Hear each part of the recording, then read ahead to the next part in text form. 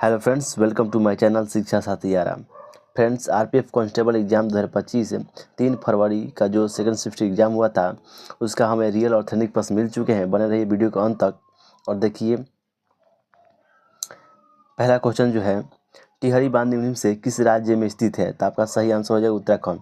Friends, अगर आप इस चैनल पर नए हैं तो प्लीज़ चैनल को सब्सक्राइब करके वीडियो को लाइक कर दीजिए और एक शेयर कर दीजिएगा। इसके बारे में थोड़ा हम लोग फैक्ट जान लेते हैं। टिहरी बांध भारत का सबसे ऊंचा बांध है जो उत्तराखंड राज्य में स्थित है। भागीरथ और भीलगना नदी के संगम पर बांध का निर्माण किया गया है। टिहरी बांध का निर्माण वर्ष 1978 में हुआ था और वह वर्ष 2006 में पूरा हुआ था। ये भी फैक्ट्स याद रखने होंगे। इसकी स्थापित क्षमता 1000 मेगावाट है। ठीक है, 1000 मेगावाट है।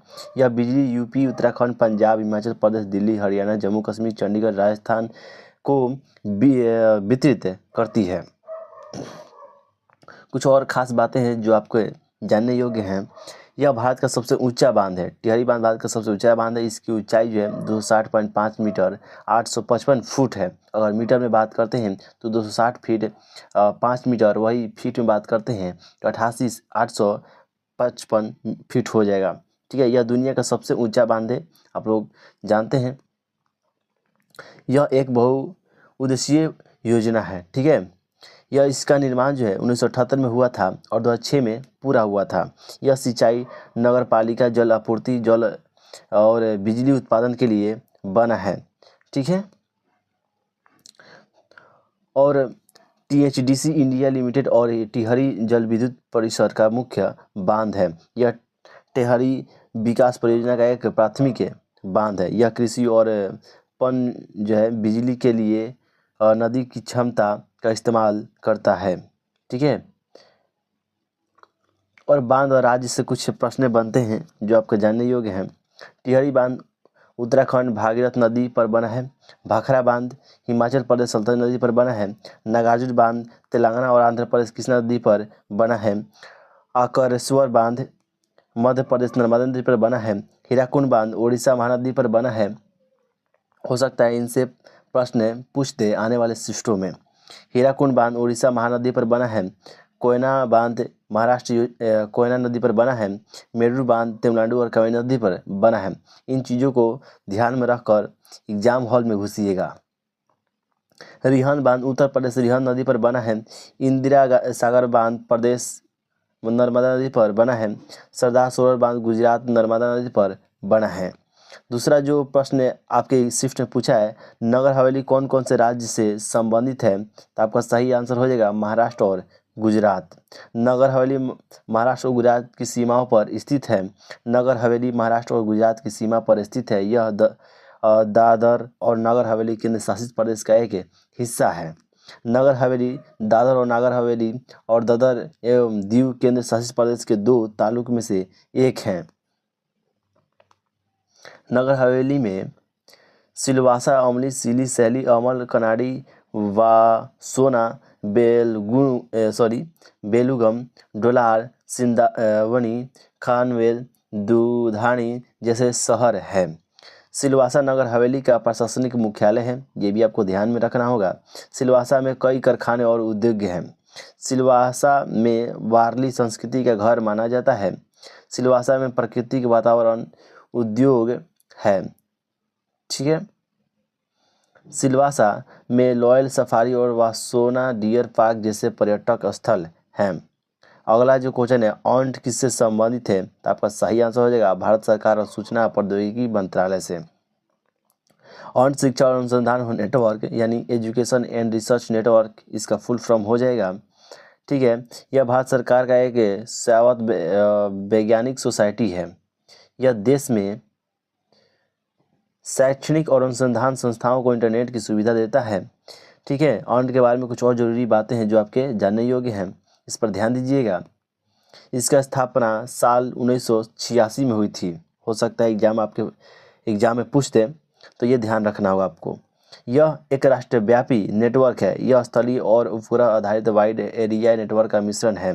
यह विश्वविद्यालयों, कॉलेज और अन्य वैज्ञानिक और तकनीक संगठन को जोड़ता है। यह हाई स्पीड इंटरनेट कनेक्टिविटी और वीडियो कॉन्फ्रेंसिंग जैसे सेवाओं देता है। HDFC बैंक यानी गीगा से संबंधित है। तो आइए देखते हैं किससे संबंधित है। HDFC बैंक गीगा भारत में फ्रीलांसरों और गीग श्रमिक के लिए एक वित्तीय कार्यक्रम है। इससे बचत खाता, डेबिट कार्ड, क्रेडिट कार्ड, ऋण, अन्य सेवाएं शामिल है। गीगा बचत खाता क्या है, थोड़ा जान लेते हैं। फ्रीलांसरों को त्रैमासिक शेष राशि बनाए रखने का विकल्प मिलता है। गीगा बिजनेस डेबिट कार्ड, इस कार्ड पर खर्च पर कैशबैक मिलता है। ओके, और 10 लाख रुपए तक निःशुल्क व्यक्तिगत आकस्मिक मृत्यु कवर होता है। अगला क्वेश्चन है, एक्सिस बैंक और जो वीजा ने मिलकर कौन सा क्रेडिट कार्ड लॉन्च किया है। तो आपका सही आंसर हो जाएगा अल्ट्रा प्रीमियर क्रेडिट कार्ड है। एक्सिस बैंक और वीजा ने मिलकर प्राइमस नाम का एक ultra premier credit card launch किया है। यह कार्ड भारत के अमीर लोगों के लिए है। यह कार्ड चुनिंदा ग्राहकों का आमंत्रण के आधार पर दिया जाएगा। यह कार्ड वीजा के वैश्विक नेटवर्क का लाभ उठाता है। यह कार्ड विशेष अधिकारी और लाभ देता है। ठीक है, अगला प्रश्न जो है, ULI यूनिफाइड लैंडिंग इंटरफेस कौन लॉन्च किया। तो शक्तिकांत दास, RBI। ठीक है, RBI के अध्यक्ष है। इससे कुछ मुख्य बातें हैं। भारतीय रिजर्व बैंक भारत के ऋण क्षेत्र के बदलने के लिए राष्ट्रीय स्तर पर यूनिफाइड लैंडिंग इंटरफेस शुरू करने की योजना बना रहा है। ULI को RBI ने 2023 में पायलट प्रोजेक्ट के तौर पर लॉन्च किया था। ULI ने 2023 में लॉन्च किया था, सॉरी थोड़ा अधूरा क्वेश्चन पढ़ दिए। ULI को RBI ने 2023 में लॉन्च किया था। ठीक है, ULI को जो लॉन्च किया है RBI ने 2023 में। अगला जो है प्रश्न, साल 1992 में 71वें संविधान संशोधन के तहत भारत के संविधान में कौन सी भाषाओं का आधिकारिक भाषाओं की सूची में जोड़ा गया था। तो कोंकणी, मणिपुर और नेपाल आपका सही आंसर हो जाएगा। साल 1992 में 71वें संविधान संशोधन के तहत भारत के संविधान में 3 भाषाओं को आधिकारिक भाषाओं की सूची में जोड़ा गया था। ये भाषाएं थी कोंकणी, मणिपुर और नेपाली। इस संशोधन का आधिकारिक तौर पर संविधान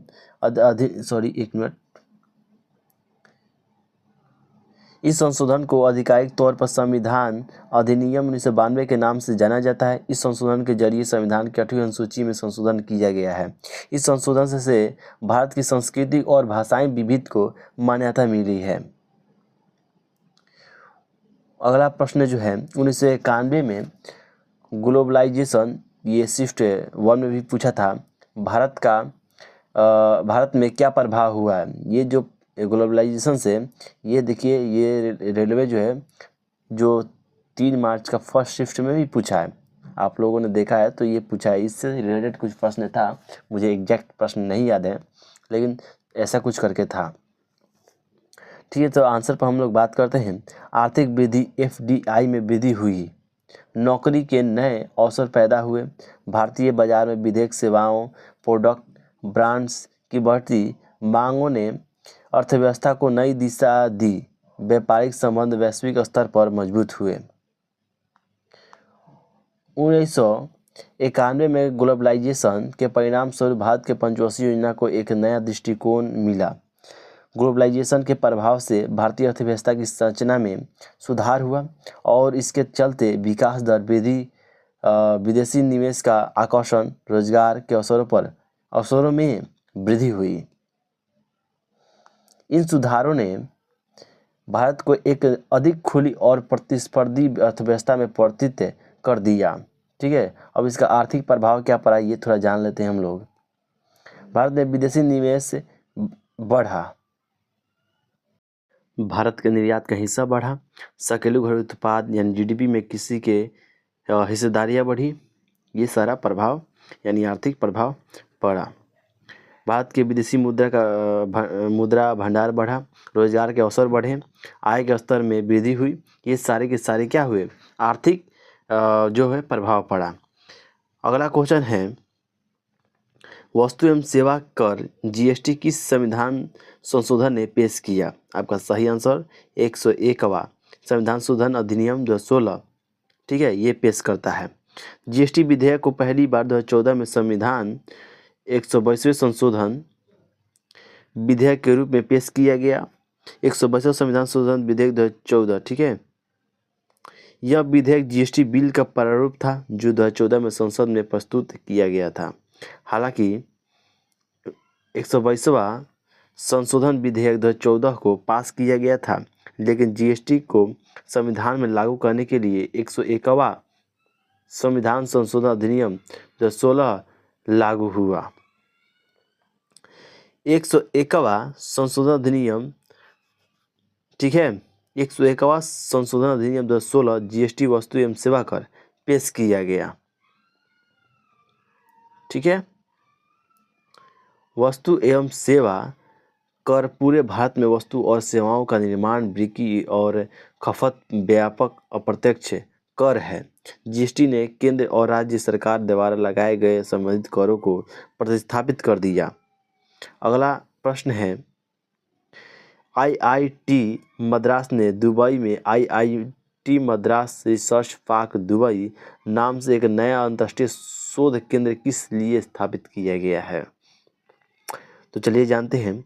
अर्थव्यवस्था, प्रौद्योगिकी और नवाचार के क्षेत्र में विभिन्न शैक्षिक और शोध गतिविधियों को बढ़ावा देने के लिए, ठीक है, इसको स्थापित किया गया है।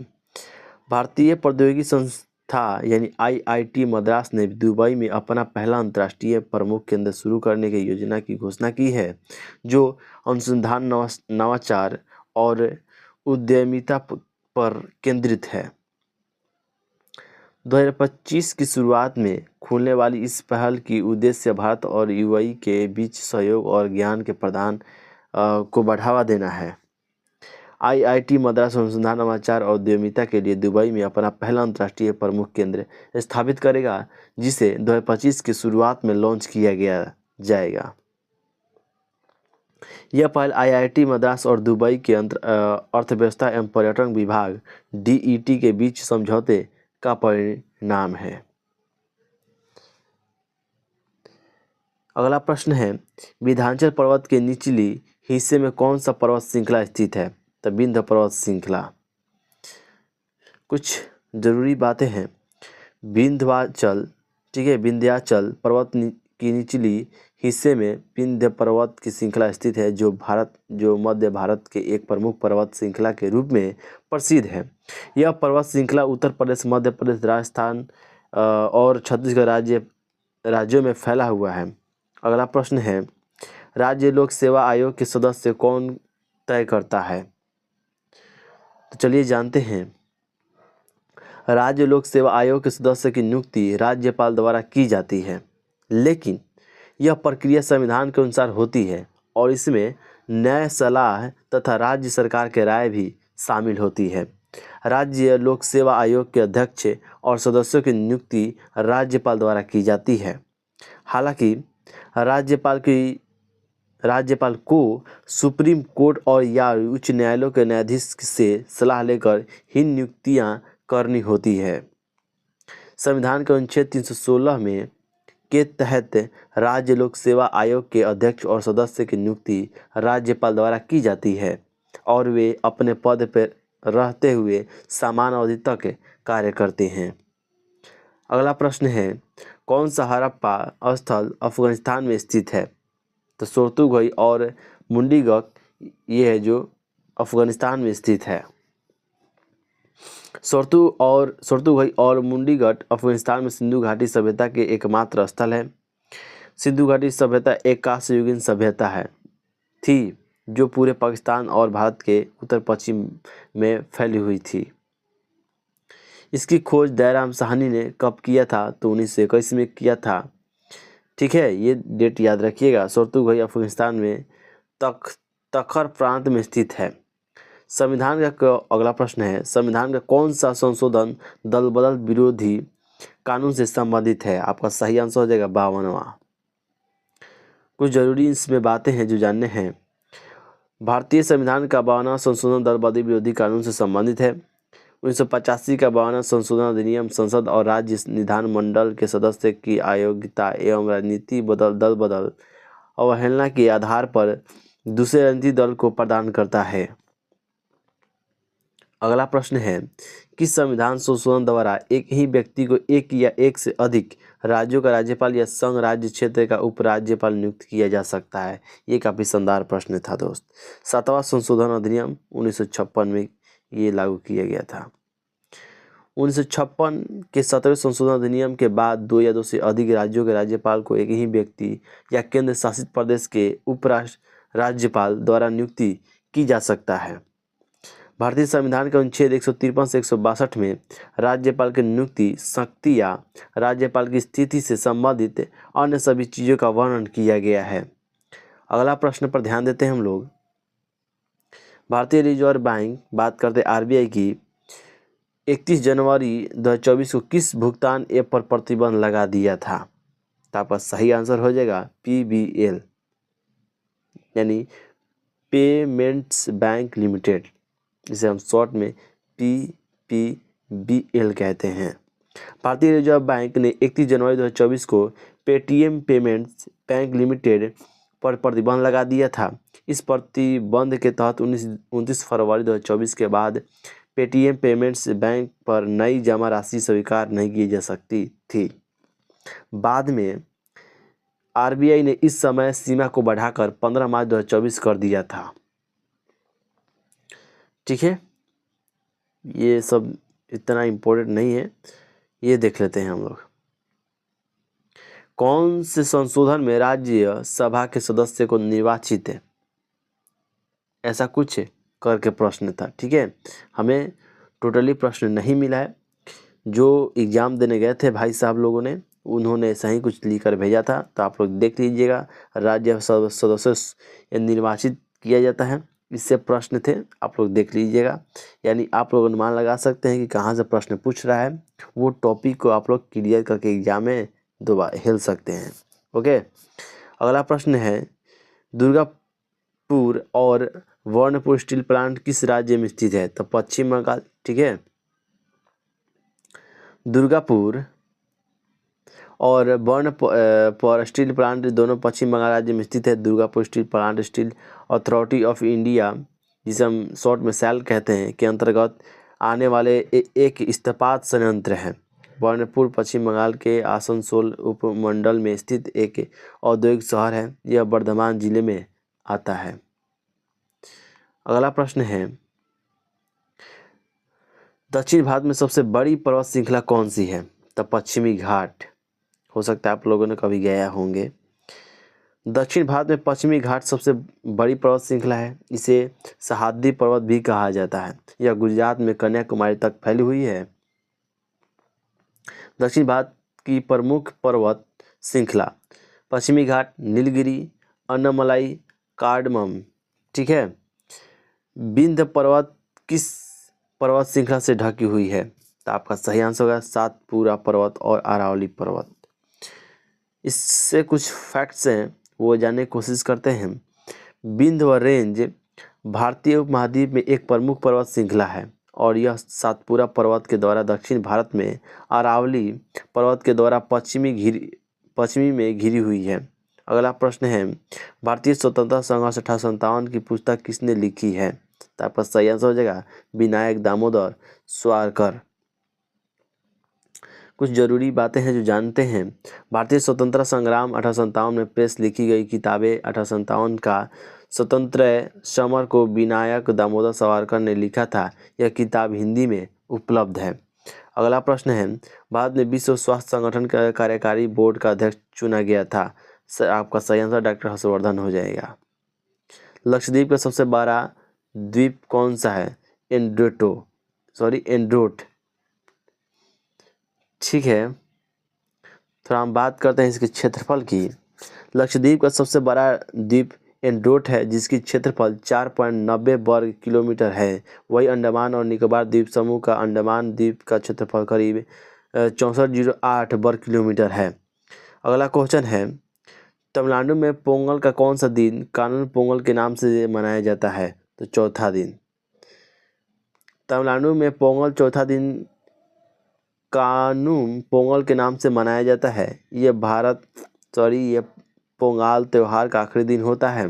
कानून पोंगल को तिरुवल्लुवर दिवस भी कहा जाता है। अगला प्रश्न है, 1414 में दिल्ली सल्तनत का शासक कौन था? आपका सही आंसर हो जाएगा दोस्त खिजर खां। साल 1414 में दिल्ली की सल्तनत पर खिजर खां ने शासन किया था। खिजर खां ने सैयद वंश की स्थापना की थी। यह वंश दिल्ली सल्तनत का चौथा शासक था। मंत्रिपरिषद बैठकों की अध्यक्षता कौन करता है? आपका सही आंसर हो जाएगा प्रधानमंत्री। मंत्रिपरिषद की बैठकों की अध्यक्षता कौन करता है? प्रधानमंत्री। भारत के संविधान अनुच्छेद 75 के अनुसार प्रधानमंत्री और उनके मंत्रिमंडल के सदस्य एक साथ काम करते हैं और प्रधानमंत्री ही मंत्रिपरिषद की बैठक की अध्यक्षता करते हैं। अगला प्रश्न है, 1991 की आर्थिक नीति से जुड़े 2 कथन निष्कर्ष। यानी देखिए, इससे कुछ प्रश्न थे और एग्जैक्ट नहीं मालूम, लेकिन आप लोग देख सकते हैं ऐसा कुछ प्रश्न था। भारत में ब्रिटिश क्वीन का शासक का शुरुआत कब हुई? 1858 में। भारत में ब्रिटिश क्वीन शासक साल 1858 शुरू की गई थी। यह शासक 1947 तक चला था। अगला प्रश्न है, अनुच्छेद 19 आया था। कथन निष्कर्ष टाइप में एक कथन गलत था, ठीक है। तो ये इसको हम डिक्लेयर करते हैं इस क्वेश्चन को, ठीक है। अगला प्रश्न है, 10वीं अनुसूची में कौन सा संशोधन किया गया था? तो 52वें संशोधन अधिनियम, ठीक है, किया गया था। अगला प्रश्न है, अलीगढ़ के साइंटिफिक सोसाइटी की स्थापना किसने की थी? सर सैयद अहमद खान ने। उन्होंने वर्ष 1875 में अलीगढ़ में मुहम्मदन एग्लो ओरिएंटल कॉलेज की स्थापना की थी। उन्होंने 1864 में साइंटिफिक सोसाइटी ऑफ अलीगढ़ स्थापना की थी। अगला क्वेश्चन है, लोकसभा राज्यसभा के संयुक्त बैठक की अध्यक्षता कौन करता है? तो आपका सही आंसर हो जाएगा लोकसभा। लोकसभा के अध्यक्ष लोकसभा और राज्यसभा के संयुक्त बैठक अध्यक्षता करते हैं। अगर लोकसभा अध्यक्ष अनुपस्थित हो तो लोकसभा के उपाध्यक्ष, और अगर वह भी अनुपस्थित हो तो राज्यसभा के उपाध्यक्ष उसकी अध्यक्षता करते हैं। अगला प्रश्न है, 1991 की अर्थव्यवस्था का क्या लक्ष्य था? बाजार उन्मुक्त बनाने का मकसद रखा था। इस नीति के प्रमुख उद्देश्य जान लेते हैं थोड़ा। देखिए, गरीबी को कम करना इसका मुख्य उद्देश्य था। विदेशी निवेश को बढ़ावा देना इसका उद्देश्य था। आर्थिक विकास दर को बढ़ावा देना। मुद्रास्फीति की दर को कम करना। मुद्रास्फीति इंग्लिश में कहते हैं इन्फ्लेशन, ठीक है। भुगतान असंतुलन को दूर करना। आर्थिक स्थिरता हासिल करना। अर्थव्यवस्था निजी क्षेत्र की भागीदारी बढ़ाना, ये भी इसका मुख्य उद्देश्य था। अगला प्रश्न है 35, 1947 में जीडीपी में सर्वाधिक योगदान किसका था? आपका सही आंसर हो जाए कृषि। आज़ादी के समय यानी साल 1947 में भारत की जीडीपी में सभी क्षेत्रों का योगदान लगभग बराबर है। 1947 में भारत की जीडीपी सबसे अधिक योगदान कृषि क्षेत्र में का था, क्योंकि उस समय भारतीय अर्थव्यवस्था का अधिकांश हिस्सा खेती और कृषि संबंधित कार्यों पर आधारित था। अगला नंबर क्वेश्चन है, 1857 के विद्रोह के बाद ब्रिटिश के राजकुमारी को महारानी विक्टोरिया को उपाधि कब दी गई थी? आपका सही आंसर है 1877 में। 1877 में ब्रिटिश सम्राट क्वीन विक्टोरिया को दिल्ली के दरबार में केसर हिंद की उपाधि दी गई थी। इस उपाधि का मतलब भारत की महारानी है। अब आप लोग ये कमेंट में बताइए कि केसर हिंद की उपाधि महात्मा गांधी को कब दी गई थी और उन्होंने केसर हिंद की उपाधि कब लौटा दी थी, ये भी आप लोग बताइएगा। 37, अरब सागर का सबसे बड़ा द्वीप कौन सा है? आपका सही आंसर हो जाएगा सोकोत्रा। अरब सागर का सबसे बड़ा द्वीप सोकोत्रा है। यह 4 द्वीपों का एक छोटा सा द्वीप समूह है। यह यमन में स्थित है।